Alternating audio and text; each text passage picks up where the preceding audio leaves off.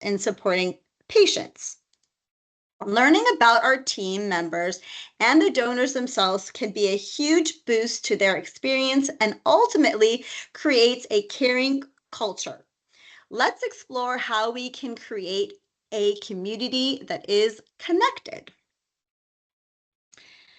So first off, we're going to review our Red Cross Caring Communication Visibility module and our purpose here, which is making caring visible by incorporating skills, initiatives, and behaviors, serving internal and external customers at all levels, at every interaction, and creating a caring culture every day. All right, so we're going to talk about some motivations to donate. So I have a few here on the slide. Can any of you think of some other motivations? I'm going to go through these other motivations to donate. The first one we're going to be talking about is altruism and humanitarianism, and that's the desire to help others in need and make a difference. Family or friend connection. A family member has received blood transfusions in the past, might be a way. Social responsibility, a sense of responsibility to help contribute to the community. So does anyone else have any other motivations that they might want to throw in the chat, or if they want to come off mute? I have 3 more in the next slide. Let's see if any of you Tiffany guys can says you get cool t-shirts. You get cool t-shirts. So swag. Barbara says when you need blood yourself. You save lives. Someone said we save lives that came off you, but I have no idea who that was. And then Christina said in high school we get to skip class. Caitlin said other donor swag. Team building group project from Dennis. Incentives given by ARC, and people give blood so the Red Cross quits calling them. Oh, goodness. What was that? People give blood so the Red Cross quits calling them. Oh. I hear it all the time. Yeah, I heard that this weekend.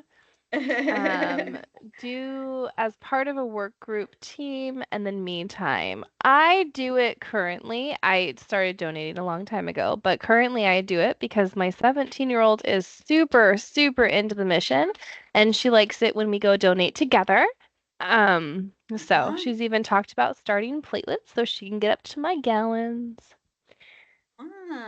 And then Aaron says that he would say that he is all 3. I never had a reason to donate until my sister-in-law was diagnosed with early stage colon cancer. Thankfully, she is in remission now. Aw. Rohan says to make new friends. And Caitlin says me time, and I'm super into that, given the fact I have 2 toddlers. Me time on the donor table. I love it. All right, so the first one is altruism. So this is often the primary motivator. People donate because they genuinely want to help others in need and to make a difference in their community.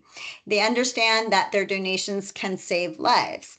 And other people, as you mentioned, they have a personal or family connection. Some people are motivated to donate because they or a family member have received transfusions in the past, and they understand firsthand the importance of having a readily available blood supply. Then social responsibility. Many people feel a sense of social responsibility to contribute to the well-being of their community. Donating blood is seen as a tangible way to fulfill this responsibility. So many of you actually did get some of these next ones on the next slide. I think there's one of them that maybe we didn't. All right, let's have a look. So here we go. Personal satisfaction, so the personal fulfillment to make a difference. And of course, our favorites, the incentives and rewards, material goods offered and notoriety or privileges. And health benefits. Another one is health benefits. So as we know right now, we're offering on and off, we're offering a health screening benefit that we are testing the donors for their A1C. So that's something that I heard in the last training could cost a lot of money. So we're saving people a lot of money and teaching them a little bit about their own bodies and if they are even on the cusp of being diabetic. So some services that we provide. So personal satisfaction, donating blood can provide a feeling of personal satisfaction and a sense of doing something good. And of course, that boosts our self-esteem and provides us with a sense of purpose. And incentives and awards, while not the primary motivator for most, some blood dryers offer those cool t-shirts. I know that we're bringing back the Snoopy t-shirts. I'm sure you guys are all excited about that. Thumbs up if any of you got one of those t-shirts that were all the rage. And so I believe those are coming back in August. Does anybody else know? I think that's the month it's coming back. So if any of you did not get your Joe Cool Snoopy t-shirt, it is going to be revived, back from having popular demand. And gift cards and other rewards, these can act as additional motivators, especially for those first-time donors. I know I heard that one of the girls, she came to donate, a young girl, I think she was a high school donor, and she didn't get her t-shirt because they were all out, and she started to cry. So it definitely motivates the first-time donor. So that's why we're continuing to do it. And the health benefits. Some people are motivated by the minor health benefits and that are associated with giving blood, and such as the mini physical and the blood screening itself. So obviously you get your blood pressure checked and all that good stuff and your hemoglobin. So some people might not be able to do that for free. All right. Good job with you guys. Did we have any additional motivations to donate that we didn't mention that anybody wants to throw in the chat? Or, oh, you also learn your blood type. I just saw that. That's true. Something that's cool to know. They get to eat Oreos. That's right, the snacks. You can't forget the snacks. That's true. And Nutter Butters. Those are my favorite. Free snacks and free drinks. I heard that some people just donate for that too. So, Greg, did you have your hand up? You can go ahead and come off mute. Okay. I'm always fascinated by how people take it so personal when they can't give, when they have to be deferred. They get pretty upset. Some of them, for sure. It's like a personal, it's like they failed somehow. Yeah, that could be hard to navigate, I'm sure. Yeah. Yeah. Well, I always say to definitely give them whatever you're giving out, even though they weren't able to donate. So hopefully you have some swag or something that could be emailed to them, or those coupons or something. Because yeah, they did come out. Some of them might have taken off work and driven kind of far to get there. So we want to make sure that they are thanked either way, because it's not their fault so much that they can't donate it for whatever reason. So be sure to stoke them out. The I tried sticker. No, when anything to do with it. No, I don't want that. Yeah, that's funny. I would say like ask a charge if they have any giveaways for that person, and then try to rebook them on the book now, those donor tablets. Yeah, those donor tablets. And then they could, have an appointment right away. And we have a greater show rate with those appointments that we're doing on Book Now. So definitely utilize those for your deferrals. when those happen. Anybody else? Any other motivations to donate? Any personal motivations that you guys have that we didn't talk about? Or you want to share why you donate? What is your motivation to donate?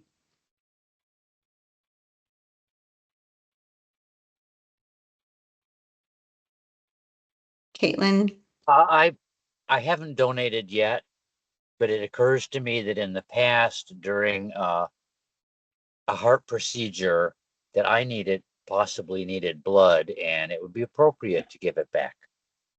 Mm-hmm. Mm-hmm. When you're the recipient, you most likely probably are more motivated to give back. You want to make sure that if it comes around again, that you have, and yeah, you want to give back to whoever gave. I understand that. Yeah. Excellent. Thank you for sharing. Caitlin is Caitlin? next. Mm-hmm. I was going to say, to kind of build on the family or friend connection. Like, my dad is the universal blood donor, and he's been donating every 56 days since I was little. And so he was my motivation during COVID to start donating, because I was like, oh, why am I not doing this? And then I found out that I had a high platelet count. And so just converted to doing platelets. And so now it's kind of a fun thing that I do platelets, and then he does blood with my stepmom. And so they have a competition about who can donate the quickest when they go in. And so they'll always send me their times, but it's just kind of fun. It's a family connection that we do. And it's fun that way. I love that. And that's a health benefit for you. Some people have, like too many high platelets, or, need to donate blood for one reason or another. And that becomes a health benefit. So it's like a win-win. Exactly. You guys get better health, and then we get the donation. All right. And then is it Greg that's next? Greg? Yeah. Yeah, I'm a big fan of the on the app. I tell people about this as well, about how you can track your where your blood goes. I find that pretty fascinating to see where it goes and who it could benefit the most, basically. Yeah, I didn't think about that, but that's very true. That is a motivation, I think, in itself, to be able to track where your blood goes. Thank you for sharing that. And Christina? So I used to donate, but then I got permanently deferred. And then so now I'm usually telling the rest of my family, it's like, I can't give blood, but you can, and here's why it's important. And then I just sit there and bug them, especially my brother, because he's type O and he's CMV neg. So I was like, you have baby blood, go donate. Yeah, I do the same thing. I actually, because I'm really tiny, I don't get mad. I don't weigh enough to donate. So I always tell my husband to give me a gift of your birthday and go donate. He's not a big fan of donating. He went during COVID, and he went to his first blood donation was during COVID, and it was at a bloodmobile. So he, after that experience, he wasn't like a big fan. But so at least he does it annually. All right. Do we have anything in the chat? Tons. It's blowing up. Yeah. We do have Eileen. Let me see if I can find the stopping point we were at. Okay, so Deb says donating blood gives people a sense of service and purpose during their retirement. And Aaron says a comment about the t-shirts, that he's not able to wear them due to being a little bit bigger, but he is collecting them to turn into a blanket. Eileen said donated for her surgery. And then Dawn says that my mom has leukemia and required blood transfusion every 4 weeks. And Aaron says that most of his motivation basically comes from if he ever needs a blood product, that he hopes that there's donors like himself that are donating. Terry says that Red Cross found out that they are CMV negative, so they really want their blood. And then we have caring attention, friendliness to donors, triggers for a stable donation. Caitlin says, oh, and earning the badge in the app is fun. Caitlin, it is super fun. But I find that some of those badges are really hard because they're too close together for those of us that can't donate platelets. And those that clean blood can do it for the babies. Yeah. And Norm says, embarrassed to admit when greeting donors that I have never donated. Yeah, That's why you're volunteering. You shouldn't be embarrassed. You're doing what you can, how you can do it. Oh, yeah, exactly. Not everybody can donate.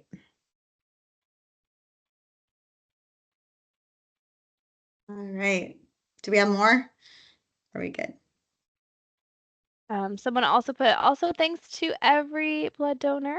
And then Susan says, my family members give blood to show their children that they should give when they get older to save a life. And that wraps. Love it. All right. So community building. So community building builds loyalty and trust. When donors feel valued and connected to the Red Cross, they're more likely to return for future donations, reducing the need to constantly recruit new donors. By building strong relationships, we can create a community of advocates who will help spread the word about the Red Cross and the work that we do to support our mission. Community building builds trust and loyalty. Communication is key in customer loyalty.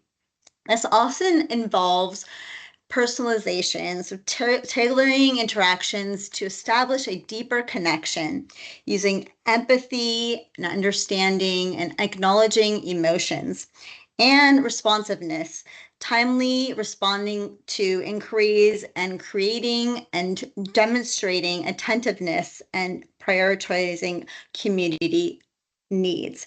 Does anybody have anything that they in particular do to build loyalty and trust in our donors at the blood drives that you might want to share? Some of you have been around for a little while.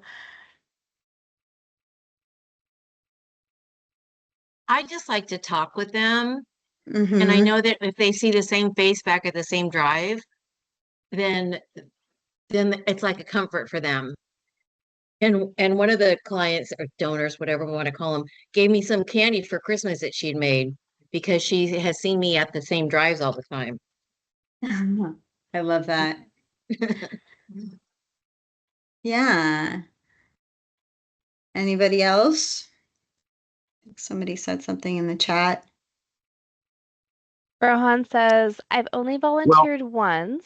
Oh, Norman, did you want to say something? Well, I didn't want to interrupt. Oh, no, it's okay. Let her finish. So, I noticed I was at an LDS blood drive, and I noticed that the LDS person who kind of helps the volunteers was able to greet most of the people, and I was pleasantly aware that so many people were repeat donors and that they were part of community. I love that. Yeah, and I think that especially when it's places that are like churches or community centers, they're building the community with each other when they're donating. But also when we're attending or like owning that drive and we're attending that drive time over time, just like Barbara was saying, we're creating that community with them. So it's not only the other donors that they're seeing, it's us as well. And one part of community building, I think that we can all kind of like grow and work on is that, you know, sharing personal stories and making an emotional connection with the donors. And I think that there's some of us who, you know, there's downtime and we might be reading a book or working on and that's fine, but we can also spend that time connecting with the donors when they're at the hospitality area and really making that connection so that they not only feel appreciated but feel seen and they're having a good time, because one of the reasons that some of you talked about is to make friends and to make those social connections with other people, so, and making that good positive impression. So if anybody has ways that they connect with donors on that sort of higher level, please feel free to put stuff in the chat, or what you've done, or some stories that you've shared to make that sort of emotional connection. Yeah, Rohan provided that he's only volunteered once, but we tried to talk with the donors about things other than donating so that they feel that we're appreciated more than just the blood they give. Caitlin says to remember who they are and something about them. And Elaine says, when I see the same donors at drives, I make sure I tell them it's nice to see them again. And that usually starts a longer conversation. Aaron says he has the ability to talk to first-time donors who are nervous to donate into donating. And Terry says, just be super friendly. Welcome them in and thanking them when they leave, as I encourage them to come back in 56 days. Personal connections and stories to connect with them. Yes, I love that. And I think I saw somebody throw in the chat that using their name, like that their name, and oftentimes we do have like a name tag there, but making that connection with them by acknowledging their name, calling them by name, and coming up to them, even maybe if you have some downtime during their donation.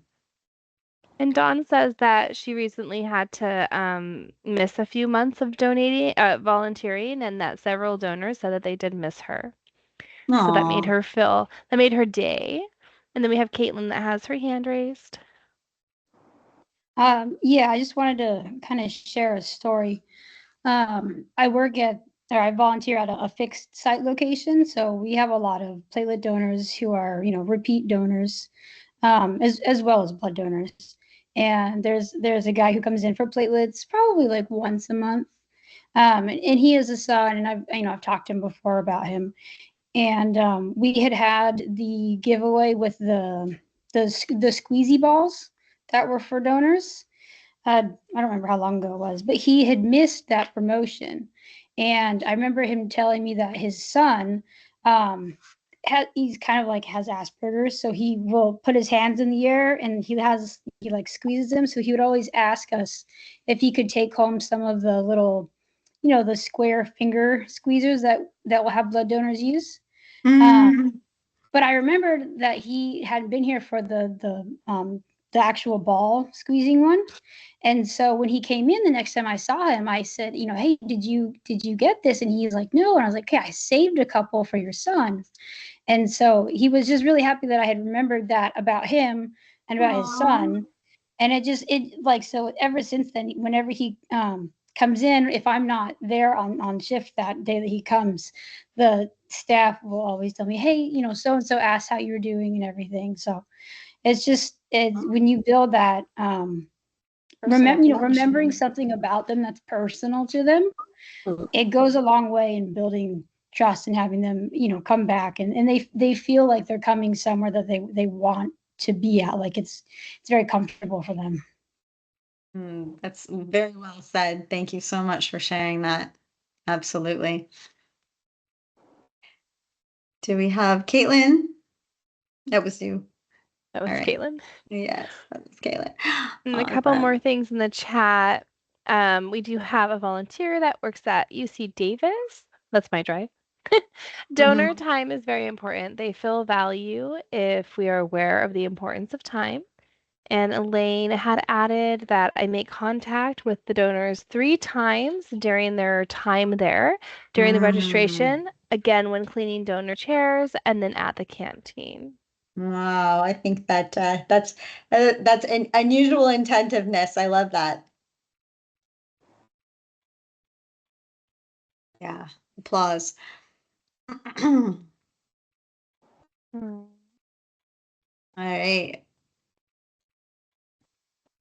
Okay, so community building also increases donor frequency. Building strong relationships can encourage donors to donate more often as they feel a personal commitment to helping others through their contribution. A strong community network can effectively spread awareness about constant need for blood and dispel myths and educate potential donors about the process and its safety. Sponsors such as community leaders, schools, workplaces, and religious institutions can become powerful advocates. Can you all talk about maybe a little time, if you had, connected with any of the sponsors, the people who are, running the blood drives, the church leaders, if anybody connected with those people or made any connection, maybe just a thumbs up if you've ever had a conversation with any of those sponsors of the blood drives. Couple. So, feel free to connect with the sponsors. They're important people, and we do want to make those sort of emotional connections and great first impressions on them, especially if it's a new blood drive. But we encourage you to interact with the sponsors as you see them. A lot of them are, kind of like overseeing or popping in here and there, or maybe even donating at the blood drive. Those people are the ones that put on the blood drive or wherever you're volunteering at. Satisfied donors often become brand ambassadors, sharing their positive experiences and encouraging others to donate. This word of mouth promotion is invaluable for expanding the donor base.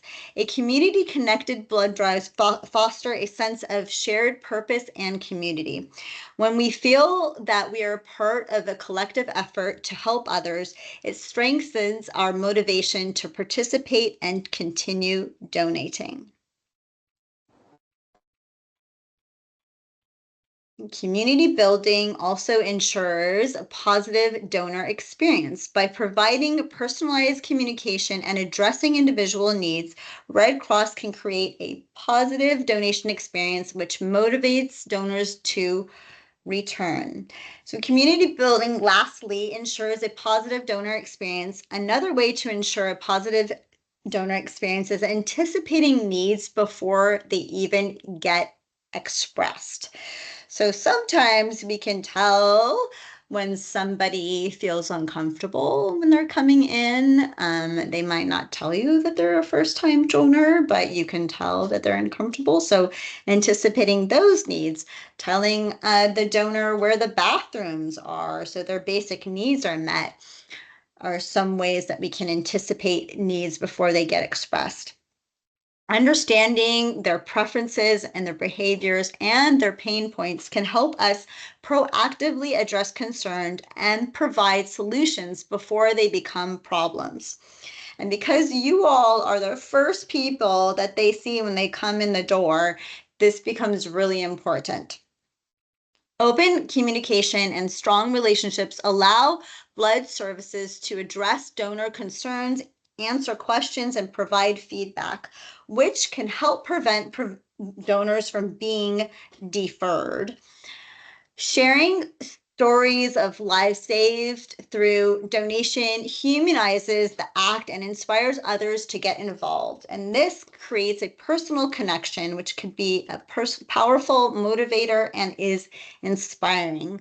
So if anybody else has some other stories that they'd want to share before we move on to our next slides. Anything that you have told a donor or motivated a donor with, a potential donor with, any stories? And we can keep on thinking about those while we move on. So you can have some on your head. If you want to share them later too, we can raise our hands later as well or come off mute. do have a few comments about sponsors at blood drives. Okay, great. So, Norm had said that yes, had a sponsor from LDS note that they are rarely got a volunteer for a neighboring LDS blood drive. And then Terry said that they haven't seen any sponsors, but would love to connect with them. And Aaron said that he just did a blood drive that was sponsored by a platelet donor at the local center this past Friday, and he also donated at the drive. That's kind of cool. Yeah, that's right. Sometimes there might not be there at the blood drive, but oftentimes I think they at least kind of check in. So their visit to the blood drive might be quite brief. It could be just a few minutes, and sometimes they sit there the whole time. So kind of is different each time. And Caitlin provided that I like to share my personal experience with donating platelets when talking with donors in the canteen who are interested. Barbara expressed that she worked at a blood drive that was sponsored by Ukrainians and even made meals for all that donated. That was really sweet. Interesting. And Eileen had said, how do you motivate a potential donor that has been turned away due to no walk-ins being accepted? So try to reschedule them, I would say.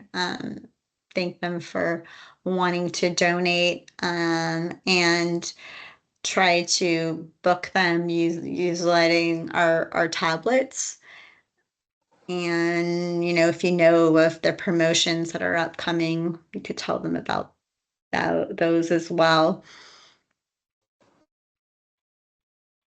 I will Anybody say else? too that we have a lot of questions about deferrals. So we're gonna do this at the end, but there is a caring communication coming up in August. And if anyone has any questions about these really rough deferrals, to attend those sessions as well. Yeah, definitely. All right. So we're going to move on here. So we're going to move on to small talk. So connecting with each other and achieving positive outcomes starts with valuing conversation and seeking the value in what can be learned rather than viewing communication as simply a requirement to gather information. So this helps us establish a connection, helps others feel included, builds a positive rapport, and establishes a good first impression. So tips to effective small talk: put the other person at ease, listen intently, stick to neutral topics. Don't start talking about politics, y'all. Um, ask meaningful questions, show genuine interest, and stay present. So, in our customer service world, small talk humanizes interactions and it builds rapport and it makes people feel seen and heard. So, we want to start for sure with a warm greeting like good morning, utilizing their name that will set a positive tone, and be curious and ask open-ended questions. Instead of focusing on the donation, ask about their day. Listen actively and show empathy. Pay attention to their responses and acknowledge their concerns. Keep it brief and professional. Avoid lengthy tangents. We don't want to, take their time too much of their time, but we want to make those emotional connections. We can overdo it, so gotta kind of navigate that. And always use positive language. Focus on solutions and avoid words that might sound negative or dismissive. And thank them for their time and wish them well. Be polite and positive, closing with a lasting positive impression. So here are some tips that we use in the caring communication layered response.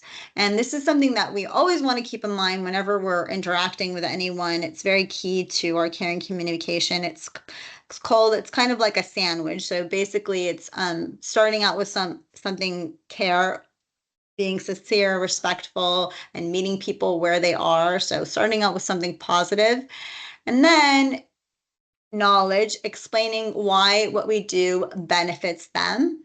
So if you have anything that you needed to put in there that is going to serve with a purpose, or even have like maybe some constructive feedback, you want to start it positively and then put in that knowledge, that constructive feedback, and then end it with the care, communicate with positivity, and end with acknowledgement.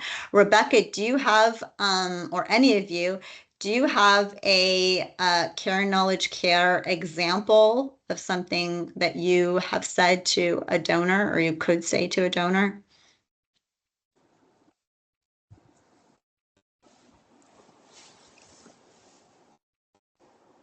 So, I think someone came off mute.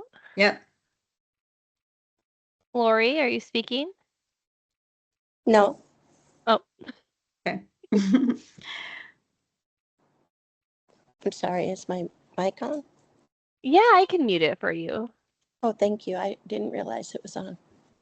No worries. So I know we've talked about it a few times. So this would be something like, let's say if you needed to tell them that they needed to wait a little bit longer, what would be a good way to frame that, utilizing care first, and then knowledge statement, and then a care statement? Could anybody think of a way that we could make that sort of a sandwich for somebody that's had to wait for a long time? Take a crack at it. Okay. So, my care statement would be, I'm so sorry for the long wait time.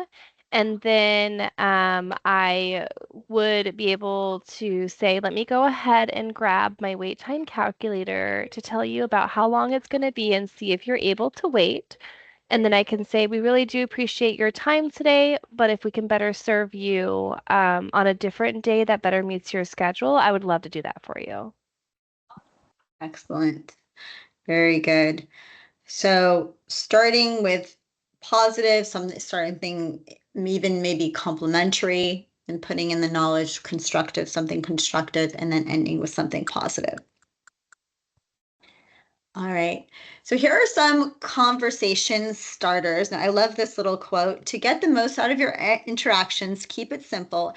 Every interaction doesn't have to be long. It just needs to be meaningful. So here are some conversation starters. These are some sample questions, and one we talked about a little bit before. So instead of maybe, how are you? You could say, how is your day going so far? Another one is, are you a regular donor, or is this your first time? Now, some of you might already know the donor that's coming in, but most of the time we don't. What questions do you have about the process? These are all open-ended questions. Have you ever donated power red, platelets, or plasma before? Anything fun that you have planned after you donate? How does it feel to know that you saved up to 3 lives today? So oftentimes we are searching for what to say at the moment. So here are those some useful conversation starters. If anybody has some other conversation starters that they've used in the past, please feel free to throw them in the chat or raise your hand to come off mute. We want to always pay attention to try to be focused on the moment and use body language such as eye contact and a relaxed posture to show respect to the donor. And we want to try to allow silences without finding it necessary to comment or move the conversation along. So sometimes I forget this, like even when I'm on a call, to allow people to respond. So you might have a question, and that person might take a little more time than you're feeling comfortable with waiting to come up with the answer. So always want to give it that good pause, even if it's, 30 seconds, to try to get them to respond. Do we have any conversation starters? I see. What snacks would you like? I love it. Rebecca, I see some stuff in the chat. Do you want to read Yeah. Sorry, I got stuck by this blue box. They had to move screens. it? Okay, so it says, great question. Tiffany says, I ask, aside from this, what is the bravest thing you have done? Oh, wow. Wow, I love that's That awesome. gave me goosies. Norm said, I like that anything fun planned after the donation. Oh, Norm, I love that one. I always tell people this is your chance to eat an entire Costco pizza. And then Christina said, what snacks would you like? Well, Yeah, Monica that's a says, conversation starter. right. Chat briefly about the weather and how that affects their day. And Erin says, when I do high school drives, I always gasp what made them decide to donate. And Deb says, can you explain how one donation can save up to 3 lives? And then Louise says that he likes to start off with no chores today.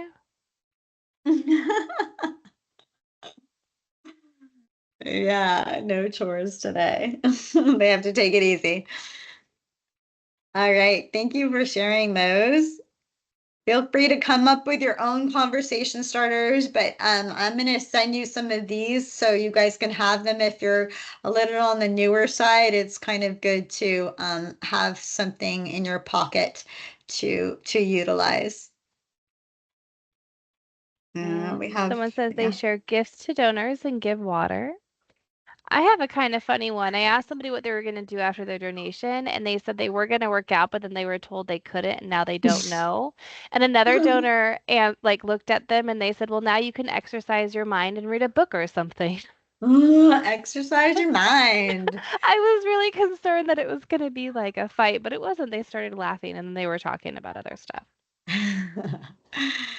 It's good. And then somebody says, I always ask after donating how you are feeling and are you okay? It's a good And conversation starter. I like to ask people if they know they burned roughly 650 calories today just by donating. Gained it back with the Costco pizza. Awesome. And then what inspired you to first donate to our organization? Maybe something like that. And then at a waiting place. All right. Thank you, guys. Those are great. All right, so we have different behavioral styles that are really common with our donors. And of course, there's a plethora of different behavioral styles, but here are some of the most common behavioral styles that we're going to have to navigate and deal with. And first off is that talker. That person is fast-paced, they're outgoing, they're enthusiastic, they're not interested in the details. They value those personal relationships. They prefer a collaborative approach to making decisions and solving problems. How many of you have had to deal with, raise your hands or like thumbs up if you had to deal with those talker donors before? Maybe some of them that were talking your ear off. I did have that. I was had a pretty slow drive that I was helping out with, and there was a very outgoing gentleman who just like for like he was waiting for about 45 minutes and he couldn't stop talking. I'm like, excuse me, I have to go to the bathroom. I just need to like I'm an introvert extrovert, so I needed to get away for a little bit. All right, and then there is the controller. So this person is detail oriented. And raise your hand if you're this person. If you are a talker, anybody here a big talker? Consider there's behavior style a talker. I'm pretty talkative. Yeah, you are. And Tiffany as well. You're not the only one. Well, Tiffany might have a different one. Oh, yeah. And then the controller. So the controller is someone who's detail oriented, they're deliberate, they're organized, they rely on the facts and evidence and data, and they weigh all the alternatives before making decisions. They tend to be lower in energy and their pace might be a little bit slower. So raise your hand. Don't worry, we don't judge. Or put your thumbs up if you're a controller. I'm one of those people. I'm gonna raise my hand. I'm a controller with my children. Don't I be think I shy. have aspirations to have controller traits. I mean, organization would be amazing. Mm-hmm. Oh, we have a few controllers, people that rely on facts and evidence. Need that. All right. And then a doer, someone that's forceful, they're results oriented, they're goal oriented, and they need information that supports those results. They tend to make quick decisions when presented with the facts, and they have a lower need for establishing relationships. So this person just wants to get things done. So if you're one of those people, those doers, someone gave that a heart. Just I'm a want to get Gemini. things Can I be done. all three? All the above? Yes, yes, you can. Got a lot of doers. And then the supporter. I strive to be a supporter and not as much of a controller. That's someone who is warm, cooperative, they're attentive, they establish trusting relationships, and they need time to process information before making a decision. This is probably one of those empaths, and they're friendly and easy to approach. I'm sure we have a lot of those on this call. A lot of Red Crossers are those supporters. Rebecca's going to take all four. That's good. You can take all four. Did we have somebody who wanted to come off mute? Talk about their behavioral style? I think Lori has her hand raised. But if it's I was just saying that I identify with a little with all of them, but the supporter is more my style. Your style. More like love I want that. them comfortable, I want them to be happy where they're at, and I just give them a lot of praise and try to make sure everything's good for them. I love that. Do you have anything more in the chat before we move on? Almost have our last slide here. Eileen says you can be one or the other or a combo depending on the situation. Okay, Eileen, I'm with you there. Depending on the situation. That's true. That's true. All right. So, I don't even know if we are going to have time for this, but we can just collectively kind of discuss these different personalities that we deal with. The talker who's fast-paced and outgoing and enthusiastic, the doer who is direct and results-oriented, and the controller that's detail-oriented and well-organized, and the supporter who's warm and cooperative and attentive. So, in your own words, what are some best ways to deal with these different behavioral styles? So, if you want to come off mute or put something in the chat, how can we best identify and manage these sort of different behavioral styles?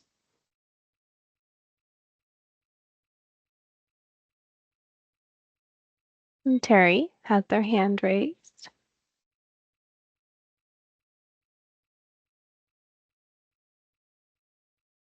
Terry, you can come off mute. Terry, you there? Do we have anything in the chat before we get to Terry? Yeah. Terry, if you wanted to come off mute, I can also help. I can take you off mute. Erin said I would say I'm a talker and a supporter. Dawn said mirror their body language, smile and laugh. And Christina said listen to what they have to say. It makes them feel valued.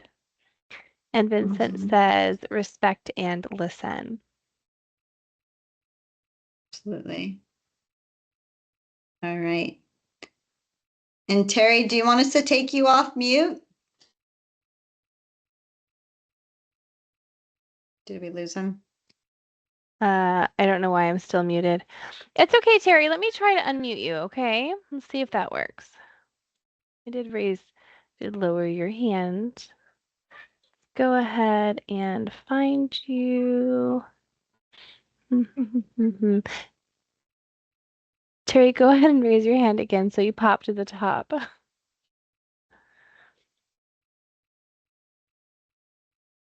There you are. And I'm going to... No. Not letting me unmute Terry. Not letting Disable. you. Interesting. It's not letting me do it either. Are you clicking the microphone, Terry?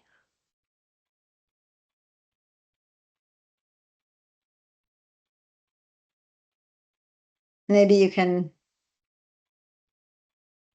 drop what you want to say in the chat. Yeah, let's do that for time's sake. I would say, Terry, that this is why tech issues should have been in that crossword. Let's go ahead and go to Lori.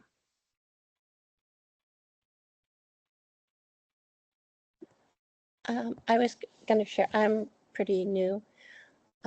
Anyway, probably my second time volunteering. I was doing intake, and this lady came in, and she was being rude, but also she seemed very angry at me for some reason. I wasn't sure why, but I didn't really respond to it. I just kept saying, well, let me see what I can do. And I tried to get her processed as quickly as possible. And told her we appreciated her being there, but nothing budged, right? But the thing that was so nice, and we got her in and she donated, and after she donated, she was fine. So maybe she was nervous, I don't know, but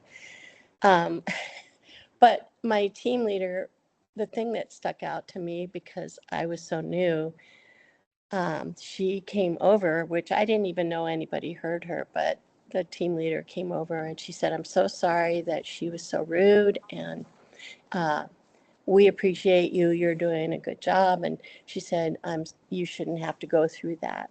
And that meant so much to me, that everybody there is so supportive of the team. And that's why I love the Red Cross, because everybody's so supportive of each other, and everybody just tries to help each other. And even the people that donate, they're like coming in, and it's like amazing to me that, how many people just get so much pleasure out of it, and it really inspires you. Yeah, I always say that Red Crosses are the best people on the planet. Yeah. Anyway. Thank you for sharing that. Do we have anything else in the chat? Yeah, so Caitlin says that controllers generally already have their next appointments booked. That's true. And someone said I have all 4. And then we love the Red Cross. And Christina says, my dad is controller and my mom is a talker. I'm a mix of a doer and a supporter. Well, that's a good. It's a good mix. Symbiosis within reasonable limits. The staff at the donation center is amazing. Thanks. I'm so glad to hear that. All right, well, we're at the top of the hour, and almost at the top of the hour, and we're going to move on to talking about our next caring communication training.